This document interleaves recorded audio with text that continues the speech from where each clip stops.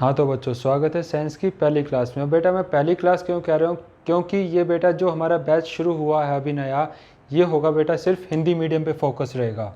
ठीक है, हिंदी मीडियम का बैच होगा बेटा ये, क्योंकि जो इंग्लिश मीडियम का बैच है उसमें तो बेटा हमारा लगभग 50% सिलेबस हम लोग कवर कर चुके हैं, और ये हमारा हिंदी मीडियम का जो बैच है वो आज से शुरू हो रहा है। ठीक है बेटा। अब बेटा जो भी हिंदी मीडियम के बच्चे हैं उन लोगों को अपने कोर्स की स्टार्टिंग में मैं आप लोगों को बताना चाहूँगा कि हम लोग किस तरह से अपने सिलेबस पे फोकस रहेंगे। ठीक है बेटा, जो हमारी वीडियोज़ आएंगी वो बेटा सिंगल डे में, एक दिन में सिर्फ एक टॉपिक। ठीक है, हमारा फोकस रहेगा बेटा एक दिन में एक टॉपिक। ऐसा नहीं होगा कि मैं एक ही दिन में 3-4 टॉपिक एक साथ आपको करवा दूँ, नहीं, हम लोग करेंगे बेटा सिर्फ एक दिन में एक ही टॉपिक। चाहे उसमें फिर वीडियो आपकी 5 मिनट की बने या फिर वीडियो हमारी 15 मिनट की बने। ठीक है, लेकिन एक दिन में सिर्फ एक ही टॉपिक होगा, जिससे क्या होगा कि बेटा जो हमारी वीडियो की लेंथ है, वीडियो की लेंथ भी ज़्यादा बड़ी नहीं होगी। ठीक है, और इसका एक फ़ायदा और होता है बेटा, बाय चांस जैसे अभी हम लोग अपना चैप्टर 1 शुरू करेंगे, बाय चांस जो सीबीएसई बोर्ड है, सीबीएसई क्या कर देता है कि चैप्टर 1 तो करना है, मान लिया चैप्टर 1 में टॉपिक है 5, 1 2 3 4 5, मान लिया कि 5 टॉपिक हमारे चैप्टर 1 में। अब बेटा इसमें देखो होता क्या है कि जैसे हम लोग करेंगे एक दिन में एक टॉपिक। ठीक है, मान लिया चैप्टर 1 की हमारी 5 वीडियो बन गई और हम लोगों ने कर भी लिया, अपनी कॉपी में बढ़िया तरीके से नोट्स बना लिए हैं। और बेटा कुछ टाइम बाद, जैसे अभी तो सीबीएसई ने डिक्लेयर किया नहीं है कि इस साल हमारा सिलेबस क्या रहेगा साइंस में, लेकिन कुछ टाइम बाद जब भी सीबीएसई अपना ऑफिशियल सिलेबस जैसे ही बताएगी उसके हिसाब से फिर हम अपनी आगे की वीडियो को चेंज कर लेंगे। ठीक है, लेकिन अभी शुरुआत हम लोग कंप्लीट चैप्टर से ही लेके चलेंगे, क्योंकि जो चैप्टर 1 था ये पिछले साल भी जो सिलेबस था उसमें कंप्लीट था। ठीक है बेटा, अब सीबीएसई फिर बेशक कुछ कर ले, मान लिया उसने सेकंड टॉपिक हटा दिया। ठीक है, तो बेटा जब हम लोग रिवाइज़ करेंगे तो हमें सिर्फ पहली वीडियो देखनी, तीसरी, चौथी और 5वीं। सेकंड वाली को हम लोग छोड़ देंगे, भूल जाएंगे सेकंड वाली को कि हमने सेकंड का कुछ करना भी है। तो बेटा इसलिए हम लोग जो हमारा फोकस रहेगा वो होगा एक दिन में सिर्फ एक ही टॉपिक करेंगे। ठीक है, उसके अलावा बेटा एक चीज़ और है, जो हमारी वीडियो आएंगी जो बेटा हिंदी मीडियम बैच की हैं, वो बेटा हमारी वीडियोस यूट्यूब पे शो होंगी 2 बजे डेली। बेटा दिन में 2 बजे डेली हिंदी मीडियम की वीडियोस आने शुरू हो जाएंगी। इंग्लिश मीडियम का जो बच्चे फॉलो करने लग रहे हैं उन्हें पता है इंग्लिश मीडियम की जो वीडियोस हैं, जो इंग्लिश मीडियम की है बेटा वो आती हैं 4 बजे शाम को। ठीक है, इंग्लिश मीडियम की शाम को 4 बजे आती है, और हिंदी मीडियम की किस टाइम आएंगी, कल से 2 बजे आनी शुरू हो जाएंगी। ठीक है बेटा, और जो हमारी वीडियोज़ आएंगी वो आएंगी बेटा Monday to Friday. Monday to Friday ये फिक्स टाइम रहेगा बेटा। हिंदी मीडियम की जो वीडियोज़ आएंगी वो आएंगी 2 बजे, इंग्लिश मीडियम की आएंगी 4 बजे। ठीक है बेटा, तो हम लोग अपने इसी टाइम टेबल पे फोकस रहेंगे, और अब इसके बाद चलिए अपना चैप्टर शुरू करते हैं। ठीक है,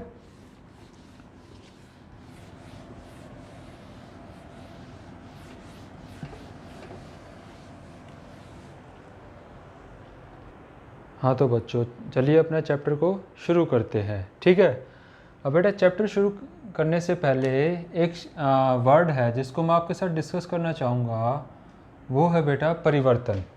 ठीक है, हम सब ने ये शब्द सुना है परिवर्तन। अब परिवर्तन से बेटा हम लोग क्या समझते हैं, परिवर्तन होता है बेटा बदलाव, है ना, या फिर हम इसे इंग्लिश में बोलते हैं चेंज। ठीक है, हम बेटा कई बार कहते हैं कि भाई इसमें तो काफ़ी ज़्यादा बदलाव आ गया है, परिवर्तन हो गया है। तो बेटा एक चीज़ बताओ कि ये परिवर्तन कितनी तरह से आ सकता है। अब बेटा कहने को तो परिवर्तन आप पता नहीं कैसे कैसे एग्जांपल बता दोगे कि सर इसमें ऐसे परिवर्तन हो गया, इसमें ऐसा बदलाव हो गया है, लेकिन जब हम विज्ञान पढ़ते हैं ना बेटा, जब हम साइंस पढ़ते हैं तो बेटा हमारे पास परिवर्तन सिर्फ कितने तरह के हैं, 2 तरह के हैं। ठीक है, सबसे पहला परिवर्तन है बेटा भौतिक परिवर्तन, और बेटा सेकंड है रासायनिक परिवर्तन। ठीक है, हमारे पास सिर्फ इतने ही प्रकार के परिवर्तन हैं। अब बेटा जो भौतिक परिवर्तन है ना भौतिक को हम लोग बोलते हैं फिजिकल, जो आप लोगों को दिखता है। ठीक है, जैसे मेरे पास ये पेन है। अब बेटा ये जो पेन है इसकी कुछ विशेषता है, इसके कुछ भौतिक गुण हैं जो हमें दिखते हैं। अब बेटा लेकिन कुछ चीज़ें ऐसी भी हैं जो हमें नहीं दिखती। इसके अंदर इंक डली है बेटा, ठीक है, इंक हमें नहीं दिख रही है। तो बेटा वो उसके अंदर की रासायनिक चीज़ हो गई ना एक तरीके से, जो हम बाहर से नहीं देख सकते, वो हम इंटरनली हमें पता है लेकिन क्या है। तो बेटा जो रासायनिक है ना, रासायनिक को हम लोग बोल सकते हैं केमिकल। ठीक है, भौतिक परिवर्तन होता है फिजिकल चेंज, रासायनिक परिवर्तन होता है केमिकल चेंज।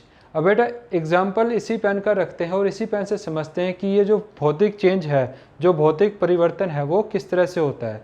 एक बार भौतिक करते हैं, उसके बाद इसको डिस्कस करेंगे रासायनिक को। ठीक है, तो सबसे पहले अपने भौतिक परिवर्तन के बारे में डिस्कस कर लेते हैं कि भौतिक परिवर्तन होता कैसे है। अब बेटा जैसे मेरे पास पेन है, पेन के मैं टुकड़े कर दूँ।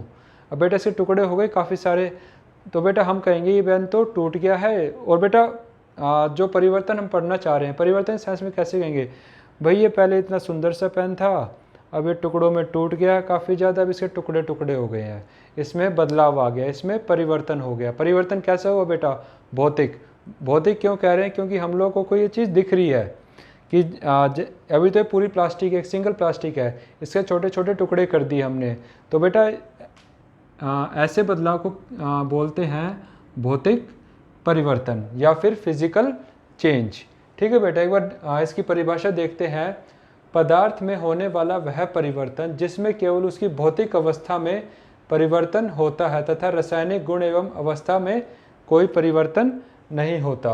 अब बेटा इतनी लाइन तो मैं आप लोगों को इसकी एग्जाम्पल समझा दी है कि पदार्थ में होने वाला वह परिवर्तन जिसमें केवल उसकी भौतिक अवस्था में परिवर्तन होता है। अब भाई हमने इस पेन के टुकड़े किए थे, इसकी जो भौतिक अवस्था, जो इसकी फिजिकल स्टेट थी, वो बेटा उसमें कैसा परिवर्तन हुआ, कैसा चेंज हुआ है, वो बेटा छोटे छोटे टुकड़ों में ये टूट गया है। लेकिन बेटा जो इसकी पेन है, जैसे ये अभी ब्लैक कलर का लिख रहा है बेटा, ठीक है, ब्लैक है ना, लेकिन जो इसके अंदर की इंक थी बेटा वो तो अब भी ब्लैक ही है ना। अगर मैं इसके टुकड़े से, जो आगे इसकी पिन है, इसके पिन के टुकड़े से अगर मैं लिखना चाहूँ तो बेटा ब्लैक ही लिखेगा। तो बेटा इसका मतलब क्या हुआ, इसके अंदर की जो विशेषताएं थी, जो इसके रासायनिक गुण थे और जो इसकी अवस्था थी, उसमें बेटा कोई परिवर्तन नहीं हुआ है। अब बेटा जो ये अवस्था है ना, अवस्था आप लोग कह सकते हो जैसे ये अभी सॉलिड है, सॉलिड को हम लोग हिंदी में बोलते हैं ठोस, ठोस बोलते हैं ना। तो बेटा ये अब भी ठोस था, टूटने के बाद भी ठोस है, मतलब परिवर्तन के बाद भी ठोस है, मतलब इसकी जो अवस्था है उसमें किसी भी तरह का कोई परिवर्तन नहीं हुआ, कोई बदलाव नहीं। और इसका रासायनिक गुण क्या था, रासायनिक गुण ये था बेटा कि जब इससे लिखते हैं, ये कैसे रंग में लिखता है, ये लिखता है ब्लैक कलर में। ठीक है, तो इसका मतलब बेटा क्या हुआ, जो इसके रासायनिक गुण और अवस्था में तो कोई परिवर्तन नहीं हुआ, लेकिन जो बेटा इसकी भौतिक अवस्था थी, जो ये इतना सुंदर सा पेन था, ये टुकड़ों में टूट गया और छोटे छोटे टुकड़े हो गए, मतलब इसकी सिर्फ भौतिक अवस्था में परिवर्तन हुआ है। लेकिन इसकी जो अवस्था है और जो रासायनिक गुण है, जो इसके अंदर था बेटा, अंदर का जो सामान है वो एज इट इज़ है, उसमें किसी भी तरह का चेंजमेंट या कोई भी बदलाव नहीं हुआ है। अब बेटा उदाहरण देखते हैं, शीशे का टूटना। शीशा सबने देखा है, शीशे पे पत्थर मारो टूट जाएगा, लेकिन बेटा वो जो छोटे छोटे टुकड़े हुए वो तो अब भी शीशे ही है ना। तो जो उनकी जो विशेषता थी कि भाई वो तुम्हें तुम्हारा शक्ल दिखाएंगे शीशे में, है तो अब भी वो शीशा ही, उसमें सिर्फ बदलाव क्या आया है, मान लिया ये इतना बड़ा शीशा था, आप लोगों ने क्या किया, पत्थर मारा पर तोड़ दिया, छोटे छोटे टुकड़े हो गए, इतने छोटे छोटे, बिल्कुल बिल्कुल ही छोटे छोटे। अब बेटा जो छोटे छोटे टुकड़े हैं ये भी तो अभी शीशा ही है, ऐसा तो है नहीं कि भाई यहाँ तो अपनी शक्ल अच्छी दिख रही थी और इसमें तो भाई हम अपनी शक्ल देख रहे हैं, हमें तो किसी और की शक्ल दिख रही है, ऐसा तो कुछ नहीं हुआ ना बेटा।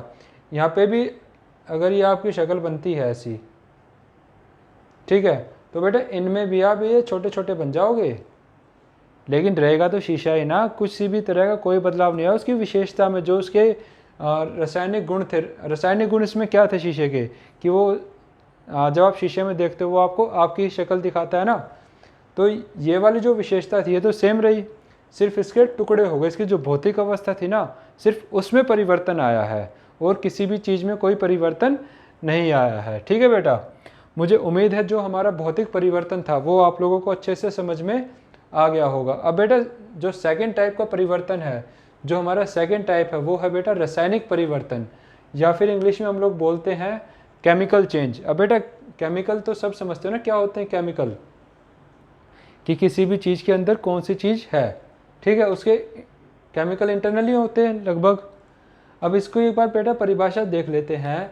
पदार्थ में होने वाले ऐसे परिवर्तन जिनमें नया पदार्थ प्राप्त होता है जो मूल पदार्थ से रासायनिक व भौतिक गुण धर्मों में बिल्कुल भिन्न होता है। अब बेटा ये इम्पोर्टेंट है, पूरा चैप्टर इसी पे बेस है, क्योंकि हमारे चैप्टर का भी नाम क्या है, रासायनिक अभिक्रियाएं एवं समीकरण। तो बेटा ये चीज़ समझ जाओ, हमें सिर्फ किसके बारे में ज़्यादा फोकस रखना है, रसायनों पे, जो हमारे केमिकल्स हैं।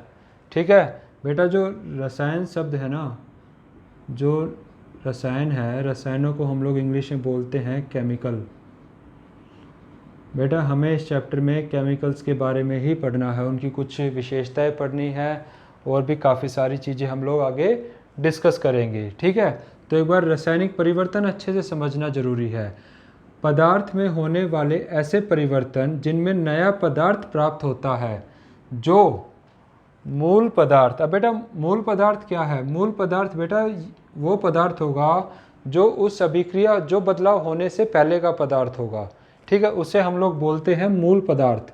और बेटा जो हमें नई चीज़ मिल रही है वो बेटा एक नया पदार्थ मिलता है जो मूल अवस्था से रासायनिक व भौतिक गुणों में बिल्कुल भिन्न होता है। मतलब बेटा एक एग्जांपल लेते हैं, इसको बीच में से रब कर देता हूँ, ये ब्लैक को,